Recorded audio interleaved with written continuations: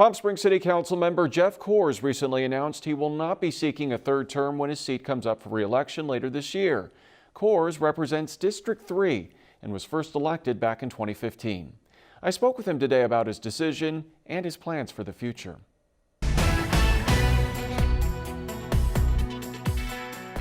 All right, Geoff, let's get right to it. Why are you not seeking re-election, a third term? When I ran the first time, I thought I would do one term, and then I felt there was a lot of work I still wanted to do in the second term, so I ran again. But, in working it out and talking through it with my husband, James, after 2 terms, we felt, it was time for doing something different. I've had a great career with so many different public service roles on the environment and equality and justice, and that's what I love. I love public policy, and I'm going to continue very involved in those areas, but felt it was time to do something different. Now, I have to ask, what is that something different? Because, we're hearing a lot of local politicians seeking higher office. Are you possibly going to run for something else? As I said over the last 7 years, I don't know what would be higher office than working at the local government.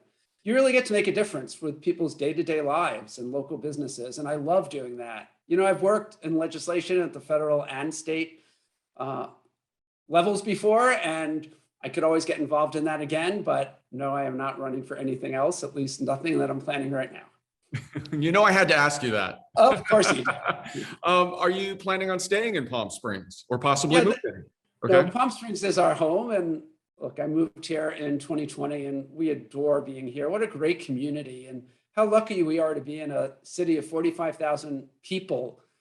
But thanks to tourism, we have a world-class museum and festivals and restaurants and retail, and now we can fly nonstop to over 30 cities in the country. I mean, it's really a just magical, wonderful place, and we love being here. That said, spending some time traveling and some other things that we didn't get to do as much over the last period of time is something we're looking forward to as well. Very nice. And have you heard any interest from folks who may want to run for that district, or can you give us a hint on some of the names that might be jumping into the ring? Well, I'll leave that up to the people who decide to run. But yeah, starting in the fall, several people reached out to me to ask if I was going to run. Said they were supporting me if I did, but they were interested. And, I do what I've done throughout my career. Even if I endorse someone, if people want to sit down and talk to me about issues on the city or how to run a campaign or my experiences, I'll meet with anyone because I want everyone to run the best campaign they can.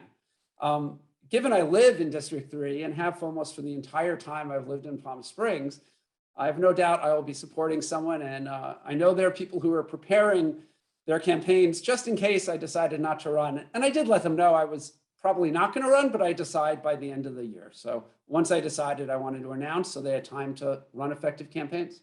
Any idea when we might hear from some of those folks? I will leave that up to them. And I'm going to interview them too. Of course you will, and you should.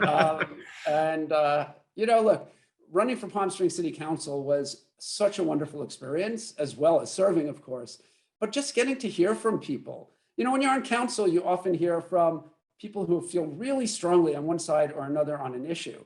But when you're running, and I tried to do this throughout my time in council, but when you're doing, my first race, I had 85 house parties. And you really get to hear from people who may not engage, may not be able to go to a council meeting, and who just have different thoughts and want to share them with you, and you learn so much. So that's something I always encourage people running to do, is to meet as many of your residents and businesses as you can. And it's a lot easier with districts than it was my first time when I ran citywide. So I hope we'll have great candidates, and I'm looking forward to, being out there and supporting people who want to continue to make Palm Springs the amazing place that it is. It seems like a time of great change for the council. We have Christy Holstage, for example, who is running for state assembly. I know Lisa Middleton was at one point, but it seems like things are really starting to move. There will definitely be some changes on the council next year. The 3 seats that are open all have incumbents in them, and I'll let the council members in the other districts announce what they're going to do. And of course, Christy's running for the state assembly and is running an incredibly strong campaign. And I can't wait for her to be in the assembly because I look forward to working with her in that role on some of the great stuff that we've worked on together here, right? On the environment and homelessness and housing. And she'll be great in that role.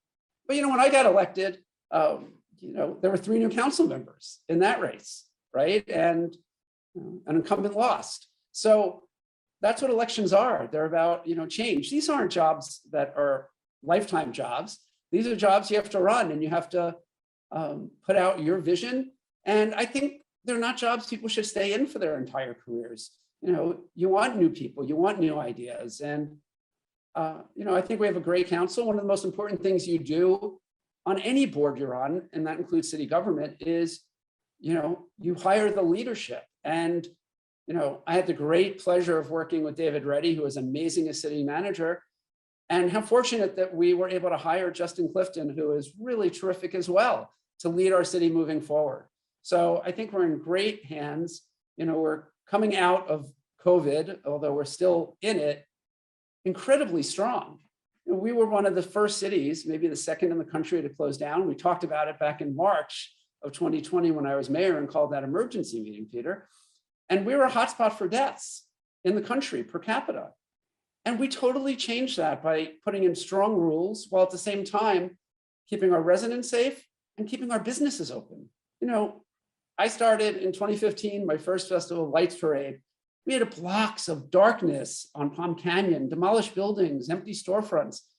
And this year, it's so vibrant and full of new businesses. And we did grants and provided accounting to our businesses to help them get through COVID. So I think we're in such a great position. Our new downtown park, one of the things I'm really proud of was working over the last 5 years to launch and create Desert Community Energy. And as we talked about, we, in 1 year since we launched last year, reduced greenhouse gas emissions in our city by 16%. That's not happening in many places in the country, let alone the world. And this year, our windmills will, for the first time, be producing energy that goes to Palm Springs. We have 3 new affordable housing projects, thanks to the money we leveraged from the state. We hadn't had those in 15 years. And we just got $7 million that I helped work with others on from the county to open a navigation center to help transition our homeless residents off the streets.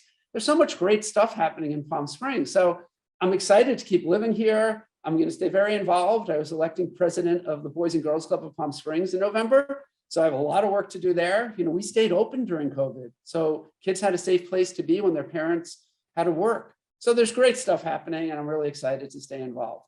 And so this isn't goodbye. It is just going to be, see you later. You'll still be here. I'll still be here, and we'll have a lot to talk about over the next year because we have a lot of work we're doing, and I'm looking forward to really getting a lot more done during my last year on council. Sounds good. All right, Geoff, we appreciate your time. Thanks for joining us. Thanks so much, Peter.